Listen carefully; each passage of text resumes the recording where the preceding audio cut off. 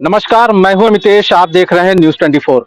News 24 की चुनावी यात्रा मोहम्मदाबाद कॉन्स्टिट्यूएंसी में पहुंच चुकी है और इस वक्त हमारे साथ बातचीत के लिए सपा अलायंस के कैंडिडेट मनु अंसारी हैं। मनु अंसारी से हम बातचीत करते हैं और जानते हैं कि इनका पहला चुनावी तजुर्बा किस तरह का है, लोगों के बीच जब ये जा रहे हैं तो किस और किन बातों के आधार पर अपने लिए वोट करने की अपील कर रहे हैं। इन सब बातों के लिए हम सीधे मनु अंसारी से ही बात कर लेते हैं। बात यहीं से शुरू करते हैं कि पहली दफा चुनाव लड़ रहे हैं, किस तरह का एक्सपीरियंस आप फील कर रहे हैं? हालांकि आपके परिवार में सियासत कोई नई बात तो नहीं है, रैलियों में तो आप बहुत जाते रहेंगे, लेकिन एक कैंडिडेट के तौर पे मंच पे खड़े होकर के पब्लिक को फेस करना कितना सहज या कितना मुश्किल लग रहा है? आपका बहुत स्वागत है। देखिए, आपने सही कहा एक चीज़ की पहली बार चुनाव लड़ना, पर चुनाव लड़ाने का एक्सपीरियंस मेरे पास है। और 2012 का असेंबली इलेक्शन हो, 14 का जनरल इलेक्शन, फिर 17 का असेंबली और 19 का जो अभी अलायंस का इलेक्शन हुआ था, वो सब मेरी ज़िम्मेदारी पे था और मैंने उसको बखूबी निभाया भी और एक्सपीरियंस तो लेके आए थे हम। ये ऐसा नहीं था कि एक्सपीरियंस के बिना आए, लोगों का बहुत प्यार मिल रहा है, बहुत प्यार, अनएक्सपेक्टेड प्यार मिल रहा है और मोहम्मदाबाद की सम्मानित जनता बिल्कुल परिवार की तरह है हमारे और ये लोग एक बेटे, एक भाई की तरह प्यार मिल रहा है, हमारे बड़ों को भी मिला और उसी तरह हमें भी मिलता है। हम ये भरोसा दिलाएँगे अपनी जनता को कि वो लोग जो हमारे ऊपर प्यार, अपना आशीर्वाद दे रहे हैं, उसको हम ज़िंदगी भर कायम रखेंगे, उनकी ज़िंदगी भर एहसानमंद रहेंगे। अभी अगर इस चुनाव के नॉमिनेशन की बात की जाए तो पहले आपके वालिद साहब नॉमिनेशन करते हैं, फिर बीच के कुछ घटनाक्रम होता है, जिसके बाद आप अंतिम दिन आप नॉमिनेशन फाइल करते हैं। इन सब के बीच अगर बात की जाए तो क्या ये अकस्मात यह निर्णय लेने की स्थिति बनी कि अब आप चुनाव कंटेस्ट करेंगे, या पहले से ये प्री स्क्रिप्टेड था कि नहीं, बाद में देखा जाएगा, जब डिसीजन होगा तो आपको नॉमिनेशन फाइल कर कंटेस्ट करें? देखिए, ये स्ट्रैटेजी थी और पार्टी का शीर्ष नेतृत्व का डिसीजन था। हमारे पहले दोनों बड़े लोगों को ही लड़ना था, चचा को मऊ से और पिताजी को। पर ये किसी ने न्यूज़ ब्रेक नहीं कर पाई कि मऊ से अब्बास नॉमिनेशन फाइल करेंगे और यहाँ से हम करेंगे। ये एक स्ट्रैटेजी थी हम दोनों लोगों की और पार्टी के शीर्ष नेतृत्व ने जो फैसला लिया था, उसी के तहत हम लोगों ने किया। थोड़ा बताएंगे हमारे दर्शकों के लिए कि इसकी इस स्ट्रैटेजी के पीछे का स्ट्रांग पॉइंट क्या था? कोई नहीं, हम लोग यंग हैं, हम लोग को भी दिल में था कि हम लोग ललक थी कि क्षेत्र में काम किया जाए, सदन पहुँचा जाए और जो हमारे परिवार की विरासत रही है, उसको आगे बढ़ाया जाए और हम लोग के अंदर स्वीकार्यता है, लोगों ने एक्सेप्ट किया और जो जनता ने यहाँ से माँग की थी, इस मोहम्मदाबाद की सम्मानित जनता ने, हमारे परिवार ने और हमारे शीर्ष नेतृत्व ने उसको सुना, उसी के तहत ये फैसला लिया गया। ये पहली बार है जब आपके परिवार में एक बहुत अलग तरह का एक समीकरण देखने को मिल रहा है कि आपके पिताजी, आपके दो चाचा, तीनों अलग अलग दल में हैं। ये छोटे जो आपके भाई हैं अब्बास, वो हालांकि अलायंस के ही अब तो हिस्सा हो गए हैं, लेकिन ये कितना आपके लिए आसान है या फिर अंसारी फैमिली के लिए टफ टाइम है? अब तक तो यही देखा गया कि आपके वालिद साहब, आपके बड़े चचा, आपके छोटे चाचा, ये तीनों लोग एक ही दल में रहते हुए अपने को राजनीति में एक इस्टेब्लिश फेस के तौर पर जनता के सामने रखते रहे हैं अपने को, लेकिन इस बार ये थोड़ा सा अलग है। इसको कैसे आप थोड़ा सा एक्सप्लेन करेंगे हमारे व्यूअर्स के लिए? देखिए, बड़ों की कमी तो खल रही है, वो हमारे बीच नहीं है इन परिस्थितियों की वजह से, पर पूरी मोहम्मदाबाद की जनता, एक बड़ों का जो रोल होता है, परिवार का जो रोल होता है, पूरा परिवार का रोल निभा रही है और कहीं से किसी की कमी नहीं हो एहसास होने दे रही है और सबकी दुआ और आशीर्वाद तो हम लोग के साथ है, हमारे बड़ों का, बिल्कुल है, था, है और रहेगा। सरकार की जो अभी अभी पिछले दिनों जो घटनाक्रम रहा, जिसमें बहुत सारे चीजें हुई, जिसमें कि आपकी फैमिली के भी प्रॉपर्टीज को डिमोलिश किया गया कानून का हवाला दे करके, तो इन सब जो एक्टिविटीज है, इसका एडवांटेज मिलेगा आप लोगों को?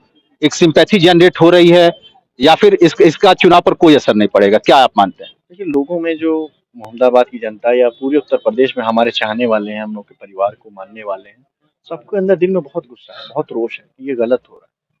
हम लोग लोगों को बसाने वाले लोगों में से हैं, हमारे बड़ों ने हमेशा गाँव का गाँव बसाया है हम लोगों ने, बिना किसी से 1 रुपए लिए माँगे और जनता काफ़ी जाँचती है और जनता सब जानती है, कोई क्या बोल रहा है, हमें उससे नहीं फ़र्क पड़ता, पर सबके दिल में बहुत गुस्सा है और सब में बहुत रोष है कि ऐसा नहीं होना चाहिए था। घर की औरतों तक को उसमें ड्रैग किया गया, बच्चों को किया गया। अब आने वाली 7 मार्च को वोट पड़ना है और 10 मार्च को फैसला आएगा, तो सबको सामने आ जाएगी तस्वीर कि क्या सच है।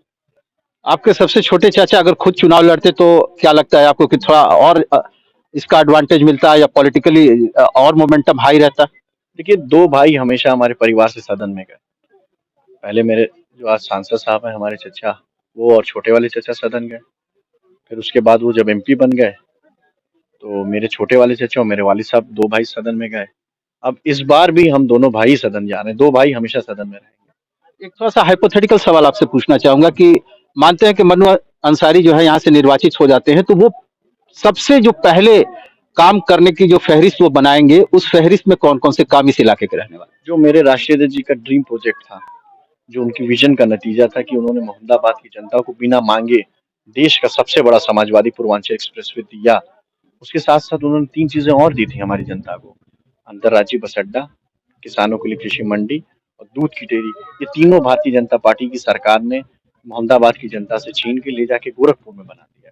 मेरे नेता जब यहाँ आए थे तो उन्होंने एक्सप्रेसवे के उद्घाटन के मौके पे तो उन्होंने उस टाइम भी बोला था और हमसे भी उन्होंने कहा कि जाके अपनी जनता से बताना, जो मोहम्मदाबाद की जनता के साथ हमने जो चीजें दी थी, सरकार बनते ही, मुख्यमंत्री बनते ही तुम्हारे हाथ में कलम आती, तीनों चीजें फिर से वहीं उसी मैदान में, खाली पड़े मैदान में बनाई जाएंगी। ये मेरा सबसे मेरी प्रायोरिटी है इस चीजों पे, क्योंकि रास्ता, बिजली और पानी ये तो होता रहेगा। हमें ऐसा काम करना है जिससे हजारों परिवार का फायदा हो और जो 30-40 सालों तक आगे लोगों को उससे रोजगार मिले, काम मिले, फायदा मिले। आप यूथ हैं, यूथ होने के नाते एक नए विजन को लेकर के सियासत में आएंगे ऐसी उम्मीद की जाती है। अब तक इस क्षेत्र के लिए कहा जाता है कि बाइपोलर पॉलिटिकल वॉर होता रहा है, दो परिवारों तक ही मामला सीमित रहा है, तो क्या अब माना जाए कि अब ये परिपाटी टूटेगी? आगे अब जब भी चुनाव होंगे तो विकास, क्षेत्रीय मुद्दे, आवाम के मुद्दे, इन पर आधारित होकर के चुनाव होंगे, न कि दो परिवारों के बीच ही रह करके इसका मूल्यांकन किया जाएगा। देखिए, ये बातें तो सही है कि विकास और डेवलपमेंट की बात तो बिल्कुल करेंगे। यहाँ यूथ के लिए स्टेडियम नहीं है, हम लोग एक स्टेडियम डेवलप करेंगे। ट्रॉमा सेंटर पिताजी ने, उनका ड्रीम प्रोजेक्ट था, वो ले आए। ट्रॉमा सेंटर आज शुरू नहीं है, वहाँ सिर्फ कोविड का टीका लग रहा है।